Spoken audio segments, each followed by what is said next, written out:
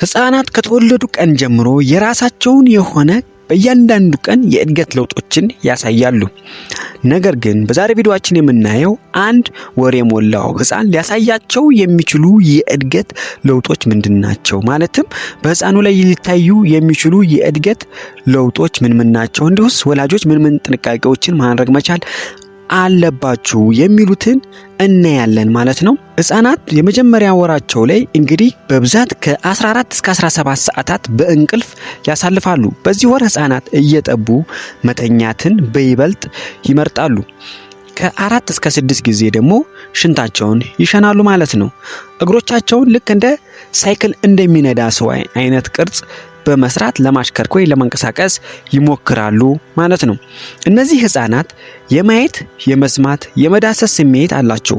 ሆኖም ይህንን ነገር እያዳበሩ ይሄዳሉ ማለት ነው። የሚሰማቸውን ስሜት በማልቀስ ለመግለጽ ይሞክራሉ። ለምሳሌ የህመም ስሜት ሲሰማቸው፣ ሲርባቸው፣ እንዲሁም የተለያዩ ምቾት ማጣት አይነት ስሜት ሲኖራቸው፣ ህመም ሲሰማቸው በለቅሶ ለመግለጽ ይሞክራሉ። በዚህ ወራቸው ከቁስ ይልቅ ለድምጽ ልዩ ትኩረት ይሰጣሉ። እናም የእናታቸውን ድምጽ በርቀት ሲሰሙ ይለያሉ ማለት ነው። የእናታቸውን ድምጽ በብዛት ለመለየት ከማይቸገሩበት ምክንያት ውስጥ አንደኛው ገና በማህፀን ውስጥ ሆነው የእናታቸውን ድምጽ የመለማመድ ሂደት ስላላቸው በቶሎ የእናታቸውን ድምጽ ለመለየት ይችላሉ ማለት ነው። የእጅ ጣታቸውን ለመጥባት ፍላጎት ያሳያሉ።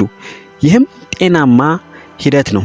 የእናታቸውን ጡት ወይንም ጡጦ ሲያዩ የመደሰት አይነት ባህሪያትን ሊያሳዩ ይችላሉ። በወላጆቻቸው እቅፍ በሚተኙበት ሰዓት ደግሞ የተረጋጋና ሰላማዊ የሆነ ጥሩ እንቅልፍ እንዲተኙ ያደርጋቸዋል። ይህም ምንድነው? ምቾት ይሰማቸዋል ማለት ነው። የምቾት የመሰማት ሂደትና በራስ መተማመናቸው በወላጆቻቸው ላይ ስለሆነ ይህንንም ከፍ እንዲያደርግላቸው ስለሚያደርግ በወላጆች እቅፍ መሆናቸው ጥሩ እንቅልፍ እንዲተኙ ያደርጋቸዋል። እንግዲህ አንድ ወር የሞላው ህፃን ሊኖረው የሚችለው የአማካኝ ክብደት መጠን ስንመለከት ከ3.6 እስከ 5.6 ኪሎ ግራም ሊሆን ይችላል። ርዝመቱ ደግሞ በሴንቲሜትር ከ51 እስከ 59 ሴንቲሜትር ሊሆን ይችላል ማለት ነው። የጭንቅላቱ ዙሪያ በሴንቲሜትር ከ34 ሴንቲሜትር እስከ 38 ሴንቲሜትር ሊደርስ ይችላል። ህፃናት በዚህ ወር እንደ ጥቁርና ደማቅ ቀለማትን በቅርበት ለመለየት ይችላሉ ማለት ነው። በተለይ እነኚህ ህፃናት ለቅሶ ዋነኛ የመግባቢያ ቋንቋቸው ነው።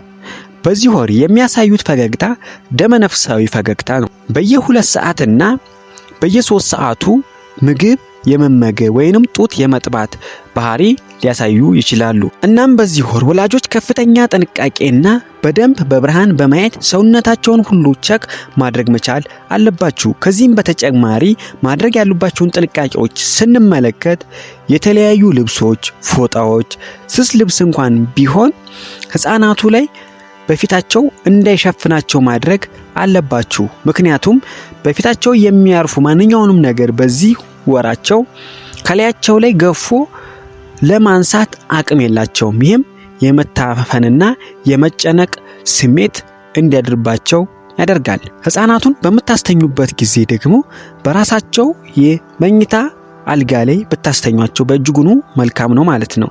ነገር ግን አብራችሁ የምትተኙት ሆነ ከፍተኛ የሆነ ጥንቃቄ በተለይ እናንተ የምትለብሱት ብርድ ልብስ በእነሱ የፊት ላይ ጫና እንዳያደርግ ወይንም እንዳያርፍ ማድረግ መቻል አለባችሁ።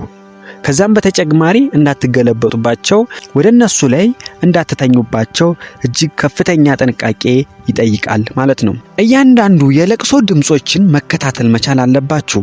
ለነሱ የእያንዳንዱ የለቅሶ ድምጽ የህመም ምልክት ወይንም ደግሞ የእንቅልፍ የራብ ምልክት ሊሆን ይችላል። ይህም እንግዲህ ቅድም እንዳነሳነው ለቅሶ ለነሱ የመግባቢያ ቋንቋ ነው።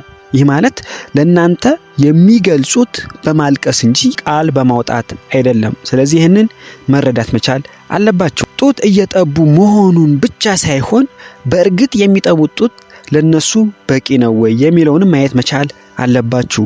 ጡቱ ወተት አለው ወይ ወይንስ አልበቃውም የሚለውንም መፈተሽ መቻል አለባችሁ ማለት ነው።